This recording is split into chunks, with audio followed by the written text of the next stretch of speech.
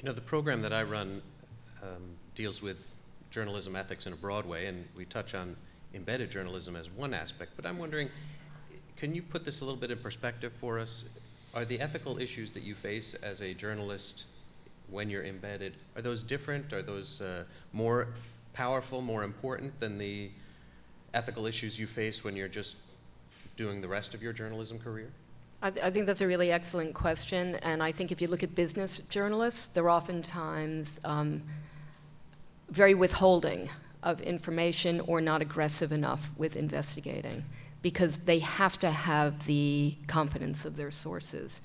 And I think it's an excellent point you raised because on a certain level, one is always embedded on one's beat. And you're only as good as your sources, and if your sources feel you're burning them, they're not going to talk to you. And you know, it's a very awkward dance. I think political reporters also face the same thing. They'll be frozen out if they write something that, you know, whatever political person or, you know, agency or whatever they're covering doesn't like what they're doing. But I think it becomes all the more intense and visceral when it's an embed because it's a life and death thing and you're living with these people. You're not just having a drink with them after work or having lunch with them. You're living with these people in pretty tough conditions. The ethics in conflict situations, the example that comes to mind, at some point in Iraq, if you'll recall, a group of Blackwater security contractors were ambushed in, I think it was Fallujah, and set upon by a mob, killed. Their bodies were burnt and then hanged from a bridge over the Euphrates River. That was a scene that no Westerner could get to, but we had a photographer there, very brave Iraqi photographer, Khalid Muhammad, who made his way to the scene, made the pictures, and then was encouraged to leave, left. So the dilemma we had was, what do we do with these pictures that showed these charred remains of American citizens hanging on this bridge? Ultimately, we chose to use some of the pictures that we felt were appropriate and tell the story. But I think the ethical challenges that we face as journalists, I would like to think, rise above the circumstances under which in this case, imagery is gathered. We're trying to make balanced decisions based on the idiosyncrasies of each individual circumstance and each individual situation. But I don't think the fact that you're embedded necessarily should skew that too much in one direction or another. It's a bit like having a policeman over your shoulder in a way with the embed. You've got someone who's monitoring everything you do, has the ability to, I mean, they're really controlling your situation. I've known people who've been not kicked off the embed, but told that they're no longer welcome to the food and water, that kind of thing. But I mean, most of my work, the vast majority was abroad in areas where there weren't, the people I was interviewing, you know, Afghan farmers, Iraqi shopkeepers, they didn't have any of that ability to hold me accountable. So the question really would be, was I as good with them ethically as I was when I had the colonel ready to throw me off the embed, if not the helicopter. So that, and I would hope that in those situations I was as respectful of these people who would never really be able to, probably would never read what I wrote about them. If they did, would have no recourse. I hope I treated them with as much respect as I treated the people on the embed, where there was, you know, accountability was assured. I mean, the beauty of an embed is it's also a very short-term thing. So, you know, once you get off it, you could always apply for another one. So if one went wrong, you could conceivably apply for another one in another unit or whatever. Whereas if you're covering business, you're probably covering the same beat for a year or two, if not longer. And I'm not justifying that people would withhold information or not ask very tough questions, but I think it does invariably happen. But there's not that level of self-questioning that a journalist on an embed would indulge in. I think, Judith, I think you mentioned to me beforehand about one of the biggest ethical dilemmas that all journalists face is about when they should intervene. And I'm wondering if you have not you alone, but if all four of you, if some of you have stories about when you faced that kind of decision. I got plenty, but I don't want to monopolize.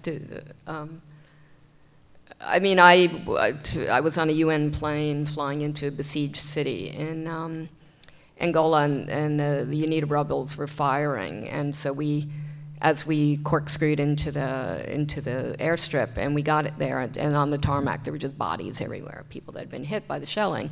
And without even thinking, I helped the UN guys throw the grain off the plane and get the people onto the plane. And without thinking, when we got back to Luanda, the capital, there were no ambulances in those days, and very few people had cars. Without even thinking, I just offered my car up to get these civilians, to the hospital.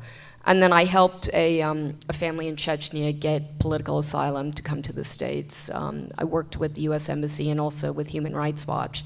We really checked into them, and they were fairly clean. So and then I've gotten people medical aid, but I don't think that should be held up as what we should do. I think it's very much an individual decision, and I don't judge somebody who doesn't intervene. That's not our job, and I think it's how you can sleep at night and how you feel about it. But I don't think it's our responsibility to, but oftentimes I think people do because a situation moves them or they feel it's the human thing to do.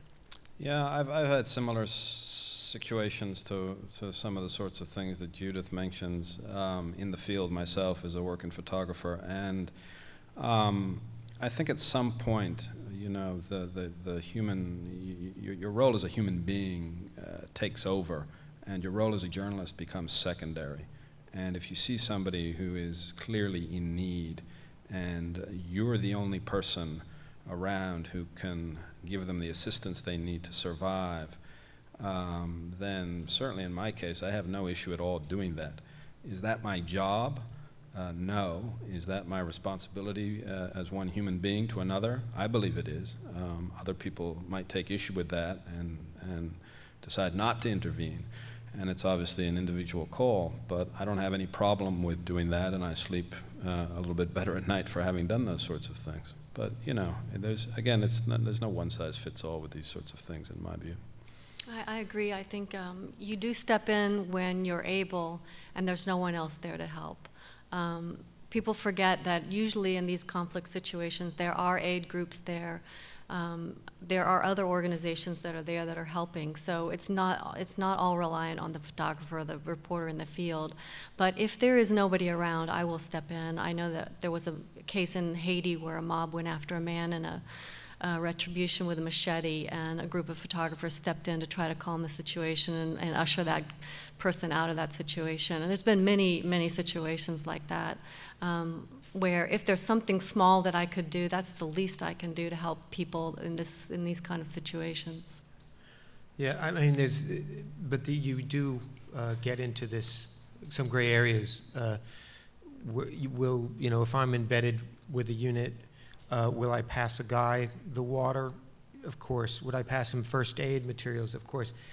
Would I pass him the ammunition? Okay, there's the line.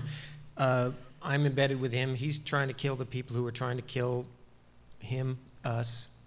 I haven't been in that situation. I know people who have, or I know people who've picked up rifles because they were going to be overrun. There's a reason we're journalists, not lawyers. We have some flexibility there, and you have to follow your own conscience. But it is,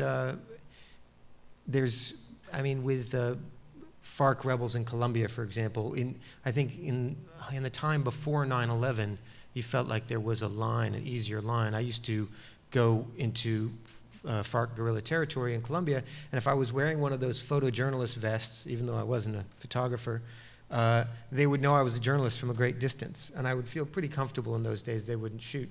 That was fine. In the days of, Taliban, Al-Qaeda, in Iraq, the insurgents in Afghanistan, there's really just no impartiality left. So do you wear a blue flak jacket to distinguish you from the rest of the unit, or do you think that that's just going to make you kind of stand out to the eye in the rifle scope, and dressed like, is as close to camouflage as you can. There are a lot of issues where the line gets blurry. Yeah, I think that's a very good point. You know, in the 1980s in Central America, the first thing you did when you got on assignment was take some tape and write the letters TV on your car in big letters on the roof of your car and on the sides of your car. And your condition as a journalist afforded you some level of respect as a non-combatant.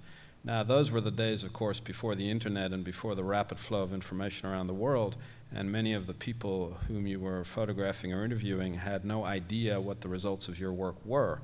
Now, of course, with internet cafes everywhere and access to the internet being increasingly common, the same militiaman who you might have come across 20 years ago who wouldn't have a clue what you do, that militiaman today can go down to his local internet cafe and see the results of your work.